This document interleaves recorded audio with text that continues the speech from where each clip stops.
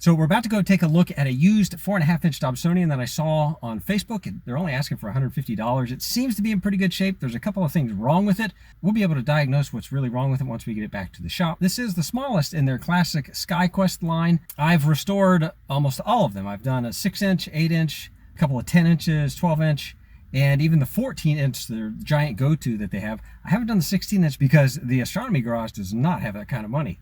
But this is only 150 bucks, and I think this would be a pretty fun one to work with. It's located up in Denton, Texas, which happens to be the home of something important. I'm not sure. I think they have windmills up there. But we're going to head there and take a look. So let's get started. While I'm driving to meet the seller, let's talk about their ad on Facebook Marketplace. The telescope looks to be in very good shape. The first thing I look for is a dust cover, and sure enough, it has one. That means that the primary mirror is probably in good shape and might not even need to be cleaned. There are little details that tell you if a telescope is being sold by the owner or for somebody else. Look at how the viewfinder is mounted backwards. Now, that's not to belittle the seller. It just tells me that they probably won't be able to answer any super technical questions about the collimation, etc. When I got to the house, I did a quick collimation check, and it was in pretty good shape. Also, the chip is pretty substantial, but it shouldn't affect the functionality of the telescope. Okay. All right, let's head back south. This is not a song, this is not a song, this is not a song. Look at that. Windmills. All right, excuse the mess. Let's take this inside.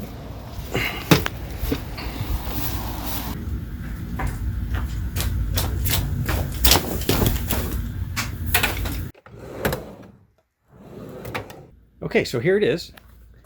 It's the Orion SkyQuest XT 4.5. That means that the mirror is 4.5 inches. Let's take a look down there. It's even got the center circle. And the secondary mirror was lined up pretty well. It looks like they at least tried to collimate it. Here is the viewfinder. It's installed backwards. You can see the O-ring is coming out. That's okay. I've got replacement O-rings. I can fix that pretty easy. Let's go down here. The Teflon pads, or the plastic pads that they have here, one of them is coming off. I manhandled it back into place. The big thing here is this giant chip. I'm not sure what this chip is from. It might have something to do with this eyepiece holder. The eyepiece holder is on there pretty rigidly. I'm not sure how I'm going to fix this. I might fill it in with Bondo or just cut this out and replace it with a Dutchman or something like that. It does come with a couple of eyepieces. They're all missing the rubber part. They're Orion Sirius eyepieces. They're pretty good. And of course it has the classic Orion Shorty. Look at that, not too bad. But the main thing to look at this is from an engineering standpoint, and this is where the designer John Kellythorne comes in, is the spring attachment is not in the center of the trunnion. It's offset. That has to do with the weight distribution of this particular telescope. We'll explain more of this as we get into the restoration. The big problem with this one is the azimuth when you spin it like this. It's got something really messed up down there. I don't know what it is. There might be something stuck in between the disc and the base. And let's take a look at the back. To my shock and surprise, this has the collimation screws. They're very loose. I am really surprised that these haven't come out yet. I often have to replace at least one of these whenever I buy a used telescope, but this has all of them, which is, oh, they're all loose. Look at that. Oof. They're all in really good shape. So I would suspect the back end is pretty good. I'll check the mirror to see if it needs cleaned, but we're going to clean this whole telescope up and make it like new. We're going to jump into that next. All right, so unfortunately I did find some pretty serious damage. It's hard to see with the light here, but this has had a really hard hit like this, and it's put a huge dent right in the telescope tube. It's hard to see with everything on there. Look at that dent. It's pulling away from the focuser mount and everything, so this might be off. So that should be pretty fun to fix. I'm going to get to do some metal hammering, just like I did on the 6-inch Orion at Dobsonian, but we'll be able to fix that. This telescope came with 3 optical pieces. The first is a Shorty 2X Barlow. This doubles the magnification power of the 2 eyepieces that are included. Now let's talk about the eyepieces. They are both Orion Plössl eyepieces. This one's 25 millimeter, and this one is 10 millimeter. Now, of course, Plossl is just the layout of the lenses. It's not a name brand of any kind. Lots of different brands make Plossls. Technically, I think they're called Plörsls because they have an umlaut, but of course, if you know German, please leave a comment down below. Now, these have a bigger problem than just being dirty, which they are. Actually, we're going to have to clean these. The eye cups up here have gotten old and fallen off, actually.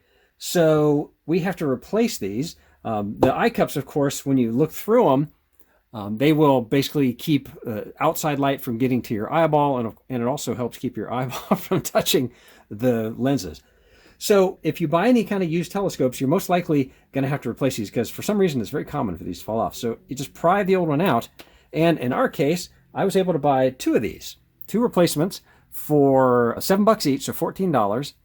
And these simply go on here. Now, they happen to fit on the Orion versions. You'll have to check how they might fit on your eyepieces. Let's see. They just go on like that. And it's a perfect fit. Look at that. Pretty nice, right? Looks brand new. We'll do it on this one as well. You do have to do a cost-benefit analysis, though, because at $7 each, you can buy an SV Boni version of a Plossl eyepiece that would replace these for about $10 or $15 more. In our case, I like to make sure that we reuse as much of the equipment as possible. So this, I think, is a good buy. And this is going to last us another, I don't know, 10 years. I have some eyepieces that are older than that. Now, of course, we're going to have to go ahead and clean these. So the way that I clean them is pretty simple. I use Q-tips, I use some isopropyl alcohol, but before you do anything like that, you want to get rid of the gross stuff, the dust and the bits of chunky stuff that's on there. The first is to use an air bulb. So first, I like to, look at that, that got rid of 90%. Boy, that really cleaned it up. Okay, we'll do this one too. We'll do the Barlow. The Barlow is going to need a little bit more cleaning. And then I like to use this, which has a brush. It's a very soft brush on the end of it. And this gets rid of even more of the debris. Whatever the air couldn't get loose, this will get it loose. Look at that. It's cleaning up really well.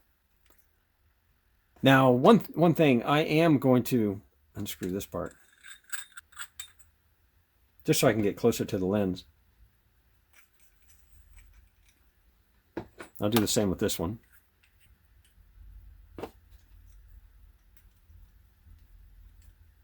One more squeeze of the air bulb on there. The Barlow on this guy, this unscrews, so that there's nothing in there.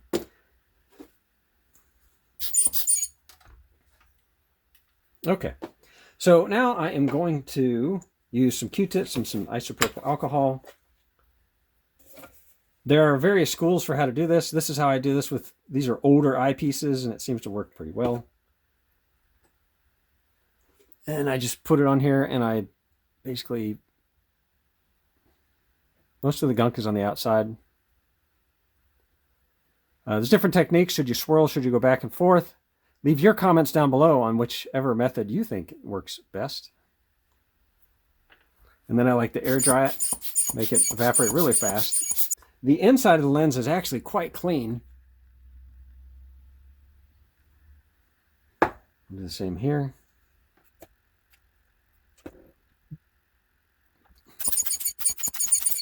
There we go. Now the Barlow is going to be a different story. I'm going to get a new Q-tip. Oops, easy. And I like to start in the middle and then kind of work my way out. To be honest, probably used a little bit too much isopropyl alcohol on that one. So let's, soak some of that up. Let that dry. There we go. We got that on the inside. We got it. All right. Now we'll just put these together real quick.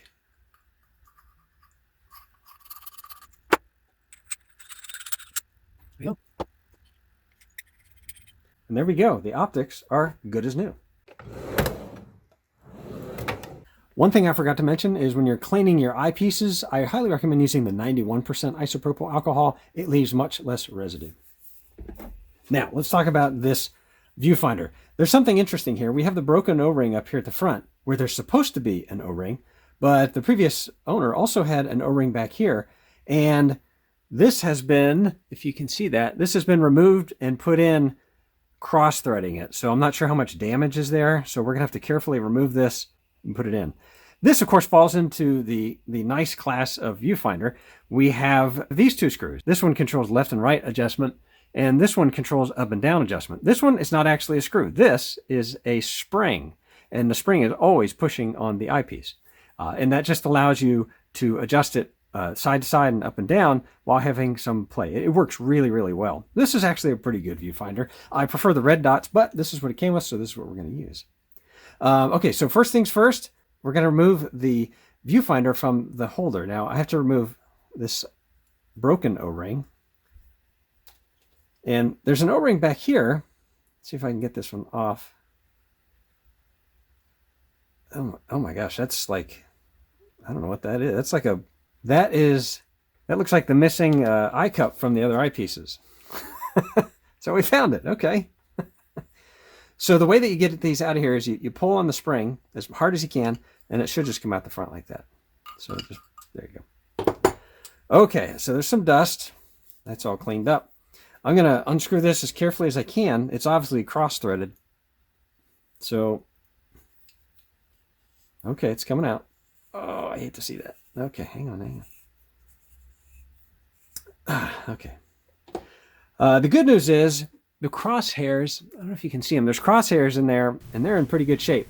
I have a whole video dedicated to fixing the crosshairs in a telescope viewfinder. I'll put a link in the description box below.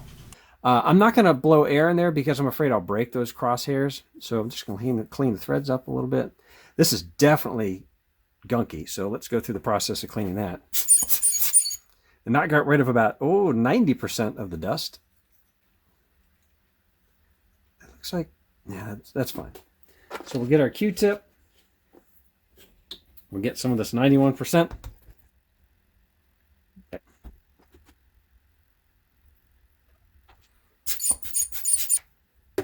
And this guy needs a little bit.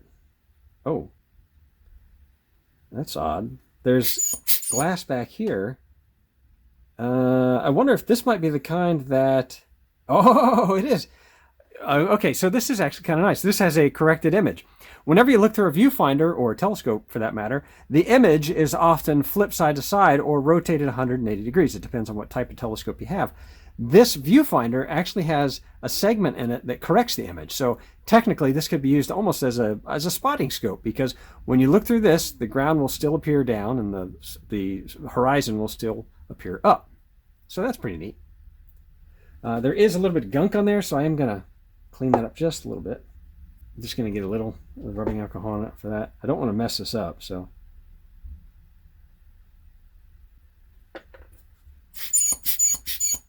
Looks good as new. All right, now up here, this could use the cleaning. Most of the dust on this is around the outside. Let me get some light in there. Looks pretty good. Pretty neat though. Now let's see if we can get this in here without cross-threading it. I gotta find just the right entry point on the threads. And there we go, good as new. Okay, now let's talk about O-rings. So here's the old O-ring. Now people ask, what is the purpose of the O-ring? Well, there's this big gap up here. There's a big step, right? It's a shelf. And this goes in there, and the O-ring acts like a fulcrum. So it gives it a place where it can rotate about, right? Up and down, and left and right. So we have to get an O-ring that's small enough to fit in this gap and is still tight around the viewfinder. Let's see if we can fit that one over. Now this, when this gets stretched out, it might actually be too thin. All right. Yeah. Oh, this might actually be too small. All right, let's give it a try. Even that is kind of almost too much. There we go. As long as this falls into its little shelf. Again, the O-ring is in there and it's acting like a fulcrum, so I should be able to adjust it.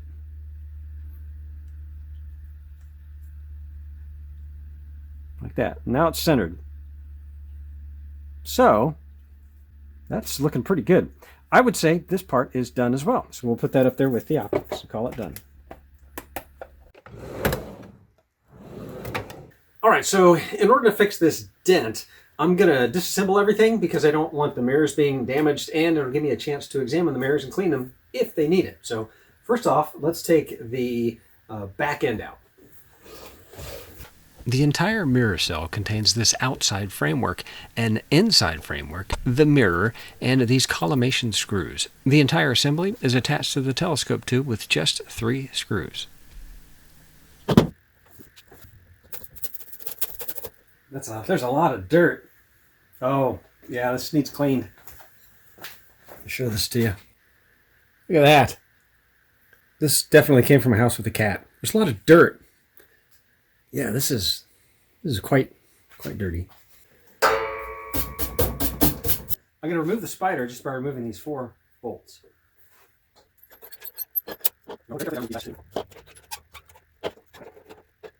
That mirror could use a cleaning, but it's not too bad. I'm going to carefully place it over here on the workbench. All right, so all of the optics are out of the way, so I'm going to remove the viewfinder holder. It's pretty loose anyway because there's a huge dent. In fact,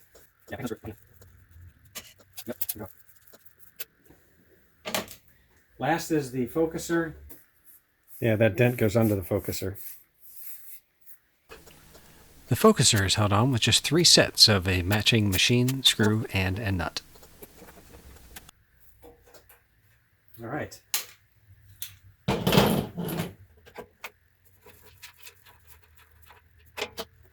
He's really rusty.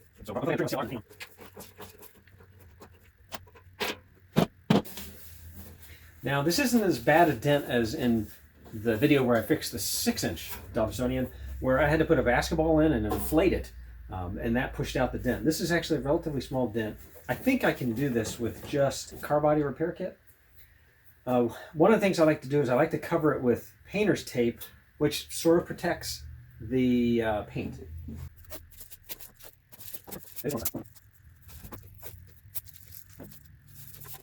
This is very loud, so I'm going to use ear protection. This requires a lot of trial and error.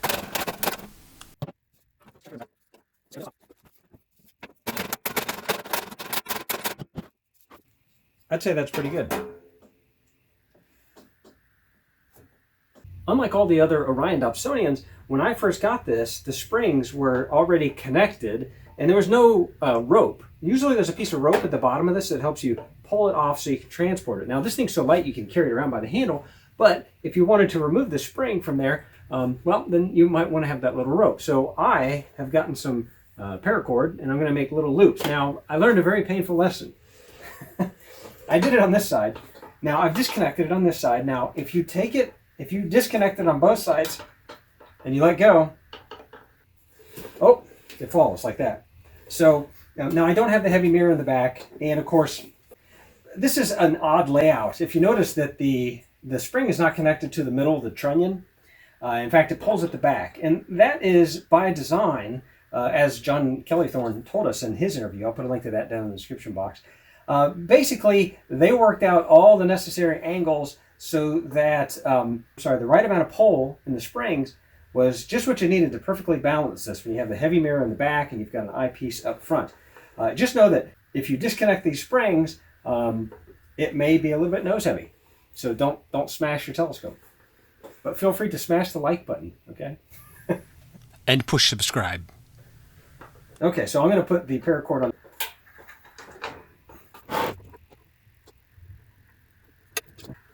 There we go. Look at that. Just like it was designed.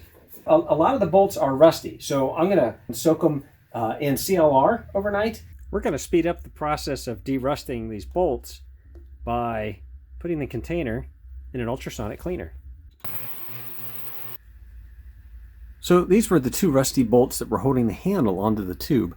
I took these, I put them in this little tube with CLR. The ultrasonic cleaner really accelerated the de-rusting and de-painting, technically, of these bolts. I painted them with an enamel paint. They look really nice.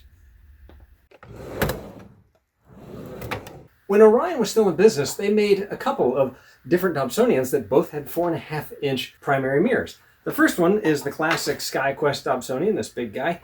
And of course, they made this little stubby one, this little compact 4.5-inch Dobsonian. But what makes this one unusual is that in the entire SkyQuest series of big Dobsonians, the primary mirror was parabolic. Not this guy. This was spherical. This little short one did have a parabolic mirror.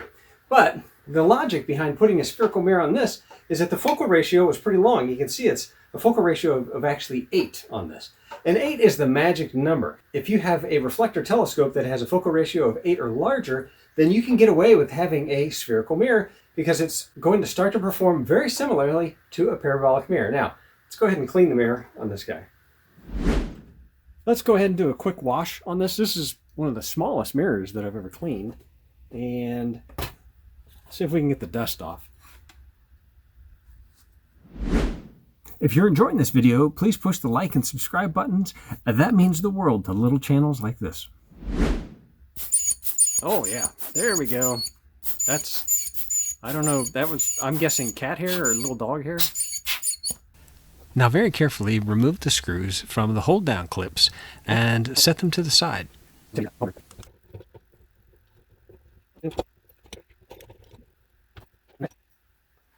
So here's the mirror. It is about 4.5 inches. Should be. A little under 4.5 inches, not too bad. There is some discoloration along the edge that may not come out.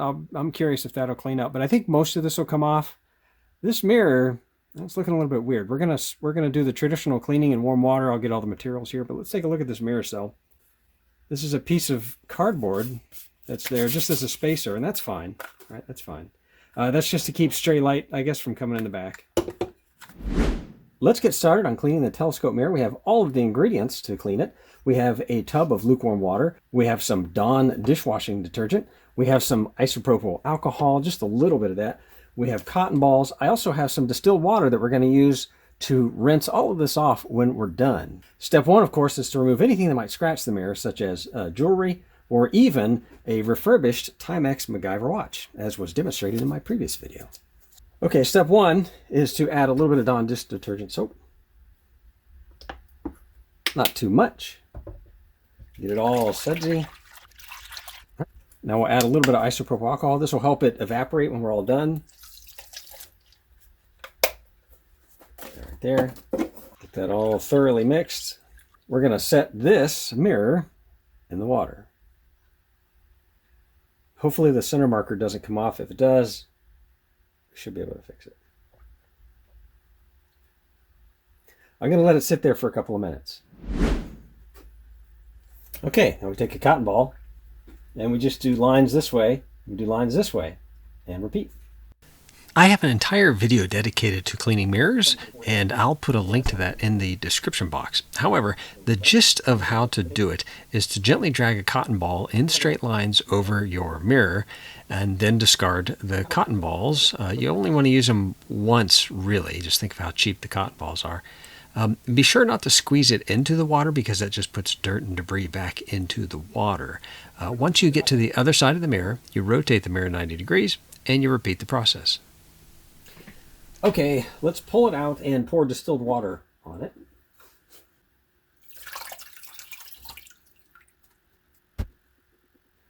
Just let it slowly drain off.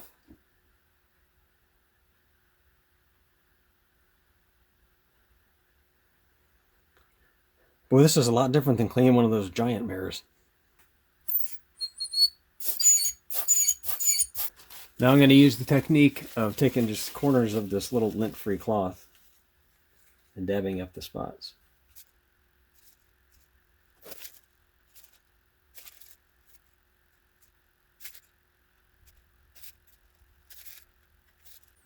Okay, so here it is. To my surprise, it actually got much cleaner. It's not perfect. You can see there's some deterioration to the surface.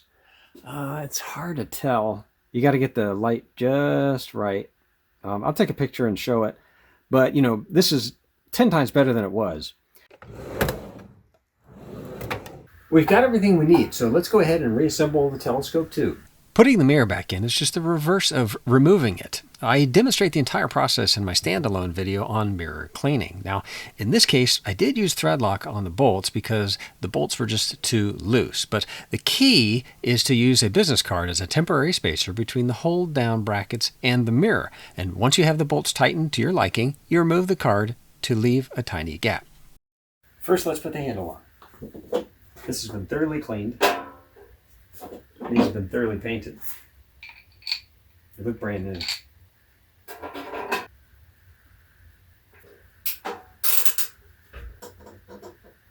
Now let's assemble the front. Let's put the front ring on first.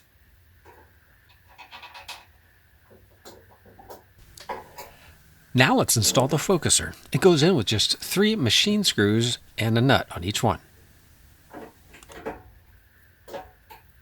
And now to reinstall the dovetail mount that holds the viewfinder onto the telescope. This was exciting since I lost both of the bolts that hold it there, so I had to go on a quick search and find some replacements. Here's a restoration top tip. I like to use 2 strips of old tire inner tube rubber between the dovetail and the telescope. It keeps it from sliding around without having to over-tighten the bolts.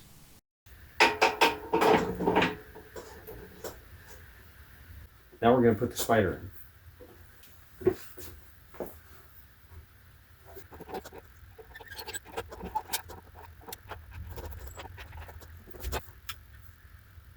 All right, so the front end is assembled. Let's go to the back end.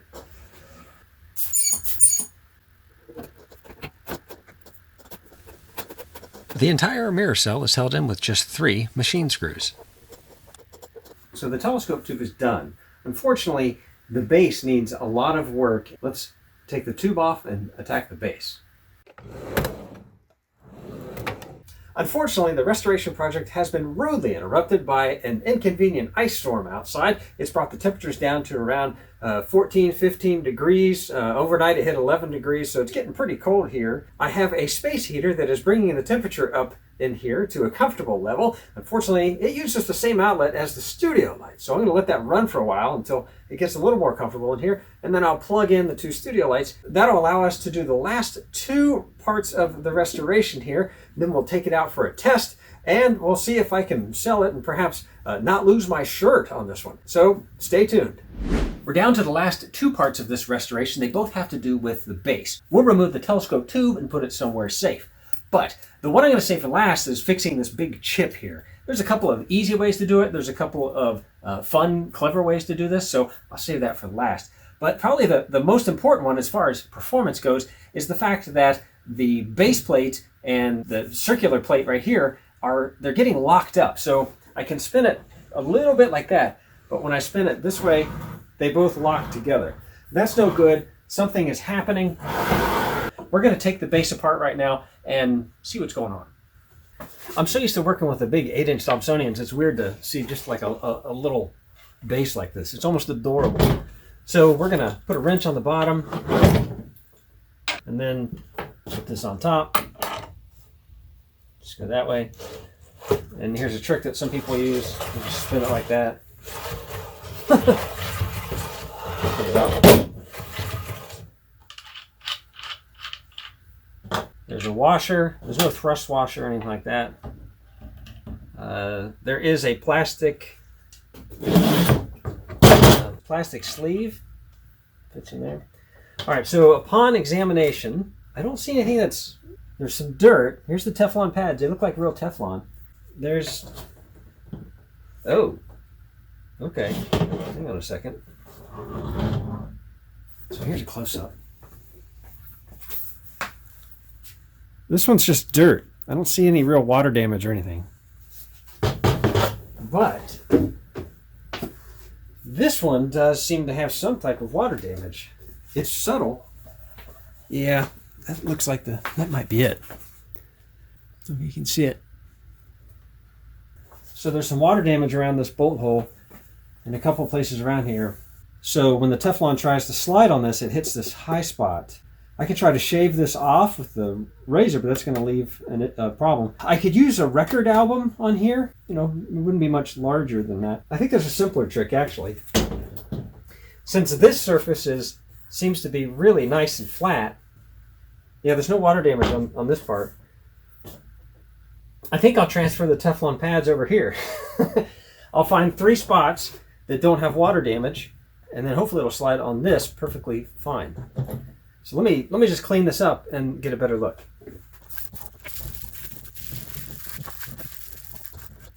Yeah, you can see that the Teflon pads were going right around out here.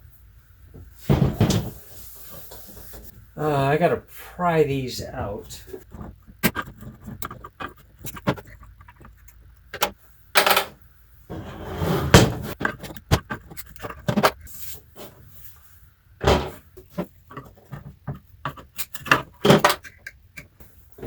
I normally don't like staples, but I'm going to try this because it's a lot faster than the screws, and I couldn't find short enough screws.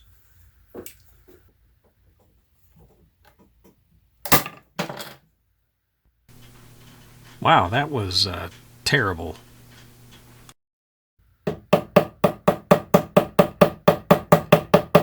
I save every nut and bolt that comes through the garage. I never throw any of these away, and boy, do they come in handy. In fact, I just found 6 little wood screws that I can use to hold the Teflon down.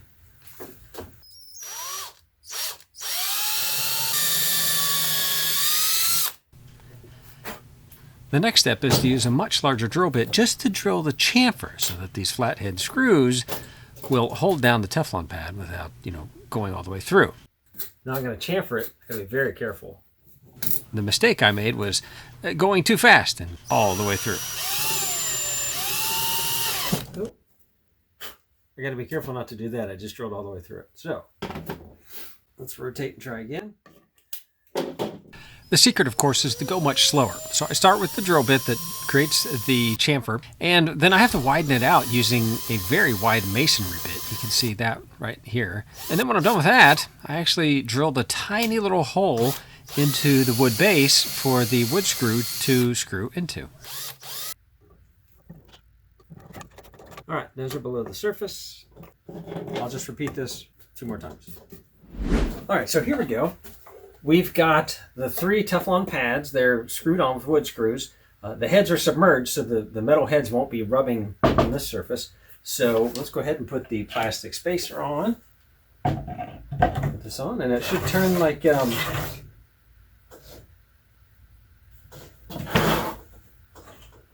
Uh-oh. All right, slight mistake.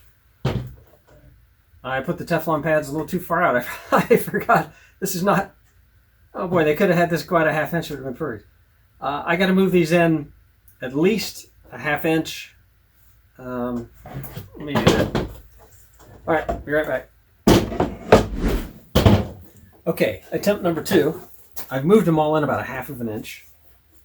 I've taken a slight chamfer on these edges here. So if they do hit bumps, hopefully it'll go over them a little bit smoother. Let's try this again.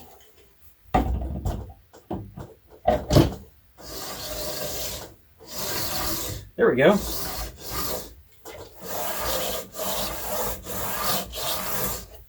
There's no rough spots where it grabs. A little loud, but that's not a problem. Okay, so I'll put the bolt on. We'll give it a try, and then we'll fix this chip and we'll be done. The first step is to take it apart.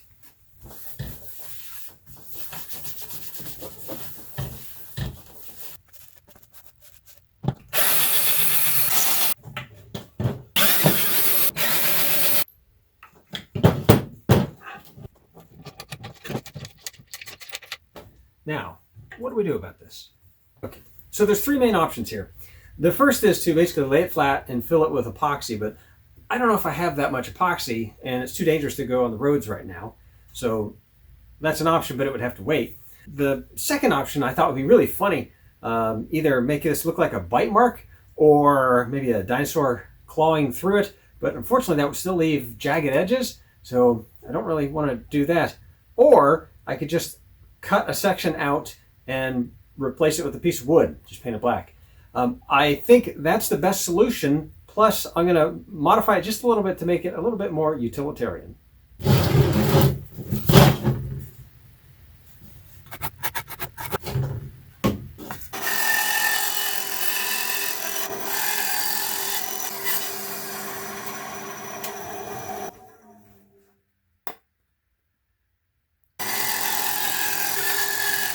Here's a test fit before I apply the epoxy.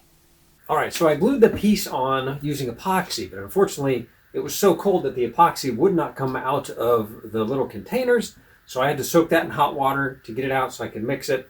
And the garage was so cold that I think it slowed down the cure time. So I had to put a plastic bag over it, and I put a really hot can of water in there, and I kept replacing it with hot water to keep kind of a little bubble of hot air. So I'm going to take it apart and see how it's doing.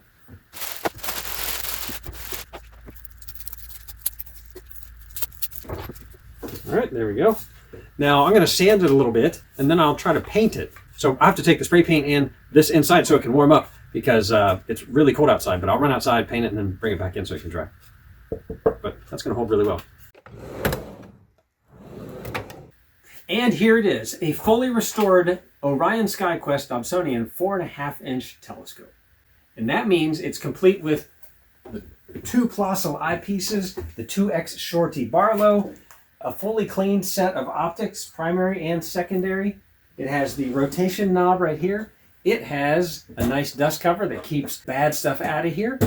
It has a totally refurbished viewfinder. I've removed all the dents, and I put in these little rubber pieces that prevent this from ever getting bumped out of alignment. It has a new O-ring. It has a dust cover there. All of the bolts have been de-rusted and painted. And of course, I have fixed the azimuth problem. It spins very smoothly now.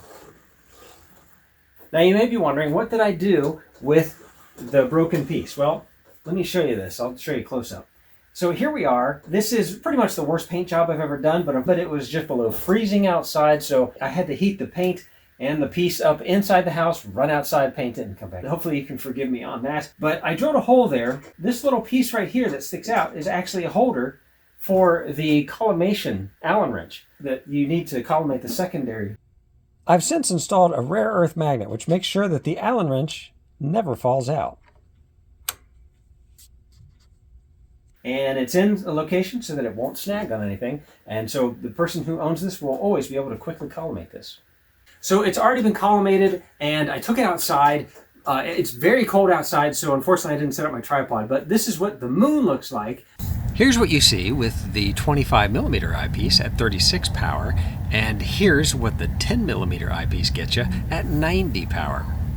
It's pretty darn good for a 4.5-inch Dobsonian. I have too many Dobsonians, and I'd like to find a new owner for this, someone who can appreciate it. I paid $150 for it. I think with all the parts that I have in it, not counting labor, I think I have about $175 that I need to get out of this to break even. In the past, I have sometimes not broken even, but hopefully on this one I can. It's too big and too cheap to list on cloudy nights because nobody's going to pay the shipping for this. So Facebook Marketplace is perfect for this. If you live in a big metropolitan area, you're in luck. You're probably going to find a customer for these. There's only one downside to selling a Dobsonian on Facebook Marketplace, and that is that it somehow triggers the AI into thinking that it's a Canon. I've had 2 Dobsonian listings over the years that have been canceled for that very reason. So I'm still going to list it on Facebook Marketplace. I'm going to be asking probably between $250 and $275, something like that. But I know that I'll probably take less than that. My main goal is to make sure this gets in the hands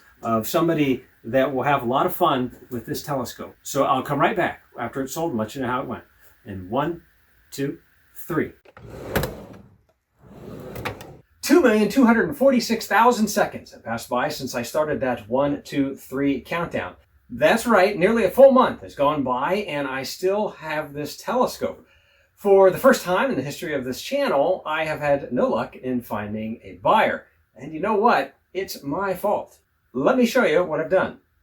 I listed it on Facebook Marketplace, Cloudy Nights, and Craigslist. And on the Facebook Marketplace, I even paid for the boost service that they offer. I think it was about $2 a day.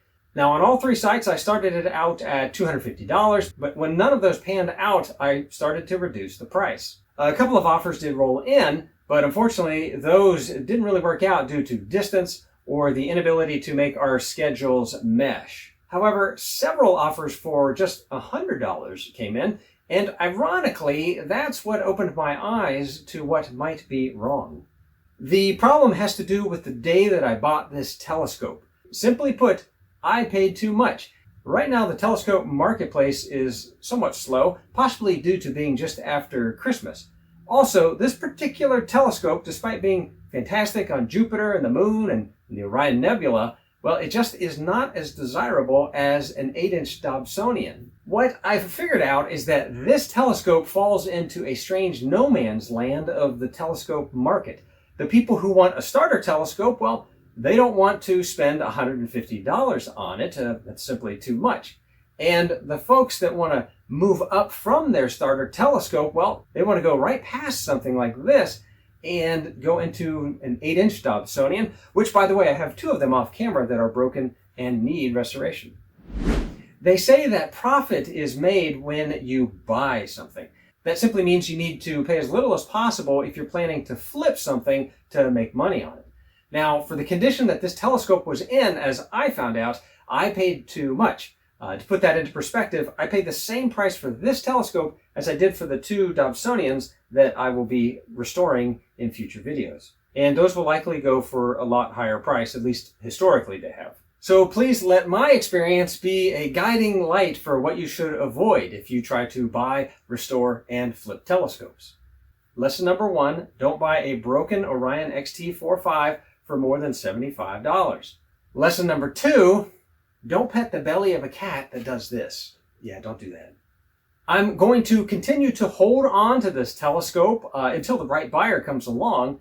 And you know what? If it does sell, I'll leave the final details in a pinned comment down below. Which, by the way, if you have any suggestions, also leave a comment down below. Now, as you might imagine, this video did not end anywhere near how I thought it was going to end. But, you know, as they say, that's life. Thanks for watching, and clear skies, everybody. And if you want to see a couple of really cool restoration videos, check out these.